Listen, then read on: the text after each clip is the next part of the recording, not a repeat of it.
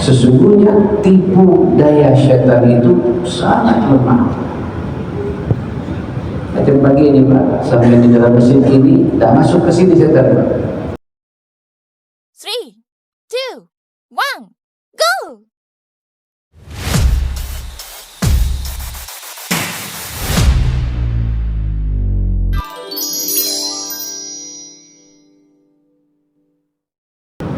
Nah, ikhwatul iman, Bapak Ibu yang dimuliakan Allah Subhanahu wa taala, Allah juga menyampaikan kepada kita sesungguhnya godaan syaitan ini ma'asyal muslimin sangat lemah, Pak.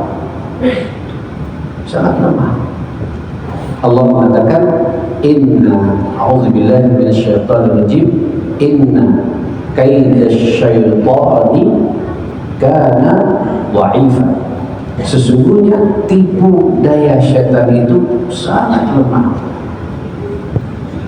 Macam pagi ini Pak, sampai di dalam mesin ini, tak masuk ke sini syaitan Pak. Ya walaupun ada yang ngantuk-ngantuk Pak, insya Allah ngantuknya sampean bukan karena diganggu oleh jin dan setan. Insya Allah ngantuk karena fitrah kita manusia Pak, capek dan lain sebagainya.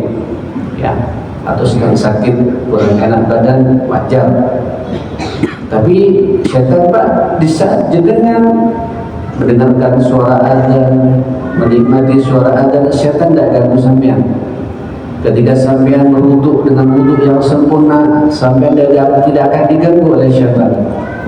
Ketika sampean salat tepat waktu, sampean tidak akan diganggu oleh syaitan. Ketika sampean membaca Al-Quran, syaitan pun tidak mampu menggoda kita. Ketika sampean beristighfar dan bertobat kepada Allah, lebur pula syaitan, gagal lagi. Apalagi secara khusus sampean mengucapkan a'udzubillahi minasyaitonir rajim, selesai sudah Pak. Tapi dia tidak putus asa, tidak putus mencari Pak celah di mana bisa menggoda manusia itu. Dicari celah kita Pak, di mana kita teledor, setan di situ masuk, masyaallah muslimin. Tapi di saat sampai perangi Pak, kembali ke jalan Allah, dia keluar lagi Pak, gagal lagi. Nah, saudara yang dimuliakan Allah Subhanahu wa taala, inilah tema kita pagi ini. Saya ingin menyampaikan dulu ada satu tema buku yang menarik tadi malam saya baca, namanya Min Madakhilish Syaitan 'alal Insan Li'idlalihi. Pintu-pintu syaitan menggoda manusia dan menyesatkan manusia. Bagaimana cara syaitan Pak sangat empuk, sangat mudah menggoda manusia.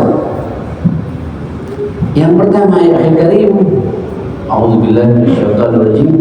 Pertama Pak, menggoda manusia, ya Allah, lewat kebiasaan kita ketika sampean makan. Halo, ketika sampean apa? Makan. Tapi Pak, di dalam masjid kayak setan nanti bisa nunggu kita Pak. Sampean buka nasi bungkus nanti Pak, terus sampean lupa tak baca Bismillah, setan ikut di situ jemaah sekalian. Atau baca Bismillah Pak, tapi makannya berdiri, setan masuk jemaah sekalian.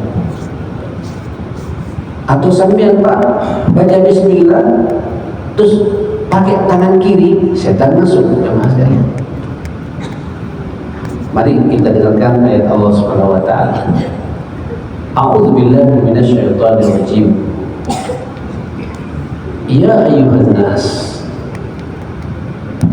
wahai seluruh manusia, kulu min thayyibati ma razaqnakum. Kulu mimma fil ardi, mohon maaf, halalan thayyiban. Wahai seluruh manusia, makanlah, kata Allah Subhanahu wa taala, dari apa yang kami rizkikan pada kalian. Silakan Pak, nikmati rezekinya Allah. Dan Allah memerintahkan kepada kita untuk makan. Berarti makan ini Pak, perintah dari Allah. Karena perintah, kita ingin Pak, maka kita makan ibadah. jangan menyelisihi cara makan kita, cara makannya Rasulullah. Ikuti perintah Allah juga. Apa kata Allah?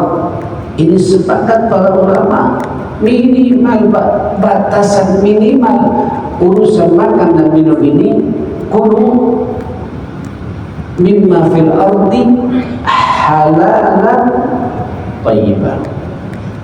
Nah, ini mumpung hari ngumpul semua nih Pak ya. Yang pertama, pastikan Pak, kalau sampai tidak pengen diganggu oleh syaitan, pastikan yang kita makan ini halal. Apa halal Pak?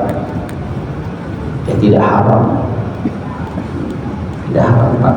Sampai lihat yang saya makan ini halal enggak ya? Barangnya Pak, ya, materinya, nasinya, dagingnya, lauknya, segala macam buah ini halal atau tidak? Pastikan Pak. Halal di sini kata para ulama ada dua pendekatan dari ini, saya berulang-ulang. Yang pertama, halal barangnya, pastikan Pak. Jadi sampai setiap makan lihat Pak, ini barangnya halal enggak? Yang kedua, ini yang paling repot Pak, halal cara mendapatkannya. Sampai mendapatkan makanan kan butuh uang Pak ya. Ya, butuh belanja Pak, beli beras, butuh belanja, butuh dana Pak.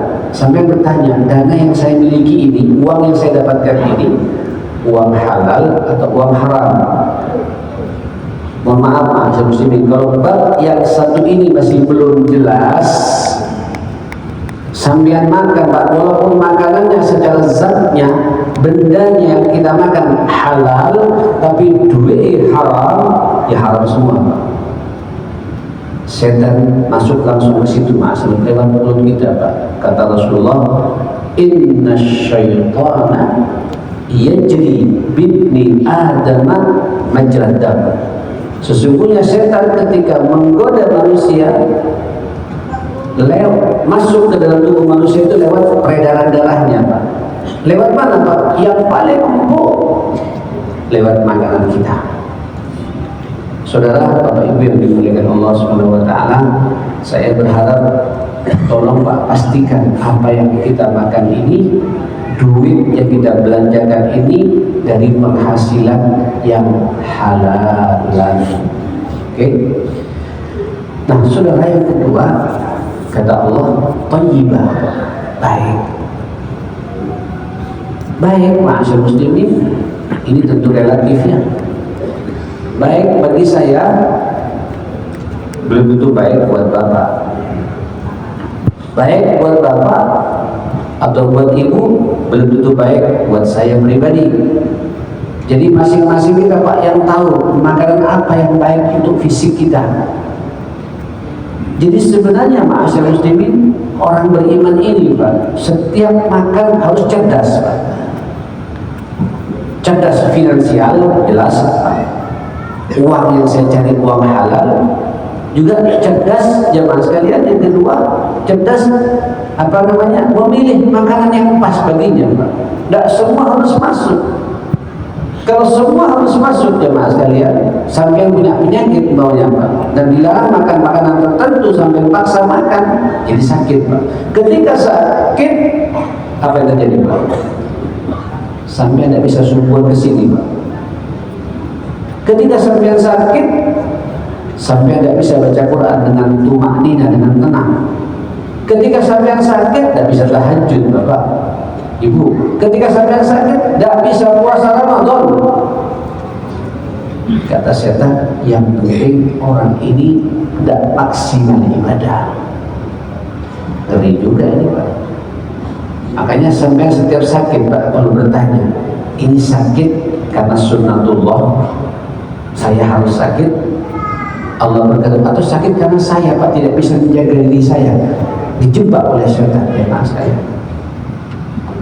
ini lamongan Pak ya, lamongan dikenal kikilnya Pak ya, kikilnya enak-enak Pak ya, tidak dilarang makan kikil Pak, tapi cukuplah yang kira-kira terpenuhi Pak fisik kita. Tapi kalau sampai umur sudah kepala 5, kepala 6, kolesterolnya numpuk jemaah kalian, asam uratnya juga tinggi, terus ngambil 2 mangkok Pak, halal Pak, bukan tidak halal, tapi tidak baik bagi kita masyaallah muslimin. Di Surabaya sekarang ini tren Pak, gulai kepala kambing. Saya dulu paling hobi Pak, itu cocok thayyiban buat anak-anak saya Pak. Tapi buat saya pribadi Pak, cukup ngambil daging yang ada di pipinya saja Pak. Segitu aja, yang penting masuk ke sini, yang penting tahu rasanya semua. Gak bisa kita maksa begitu. Ini jebakan setan ya mas saya. Jihad kita Pak, jihad mengendalikan diri kita untuk kemudian berhati-hati apa yang kita makan. Kalau tidak, masuk jebakan setan.